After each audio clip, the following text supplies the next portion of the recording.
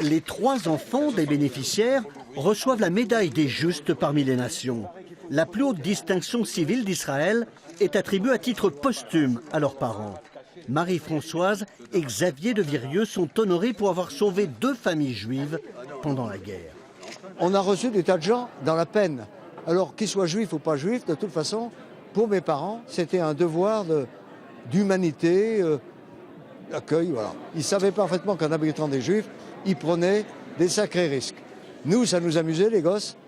On savait qu'il fallait faire un peu le secret, là, qu'il fallait pas trop parler autour, mais on ne se rendait pas compte du tout du danger.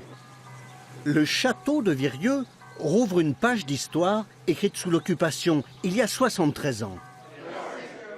Une trentaine d'Américains ont fait le voyage. C'est la famille de Bernard et Henri Schanzer. Ces 2 jumeaux avaient 8 ans en 1943 lorsqu'ils ont trouvé refuge au château. Je ne peux pas m'imaginer l'angoisse que ma mère devait avoir n'ayant pas vu ses enfants depuis 1 an et ne sachant pas ce qui leur est arrivé. Mais on arrive ici au château et c'est un jour miraculeux, on revoit ma sœur, ma tante et une cousine. Je me rappelle courir dans le château, mais spécialement, je me rappelle qu'on a passé dans une chambre où Louis le XIIIe avait dormi. Un jumeau, l'autre jumeau, je ne sais pas lequel. C'était Anna. Sur la photo de l'époque, il manque un enfant et les pères arrêtés et déportés.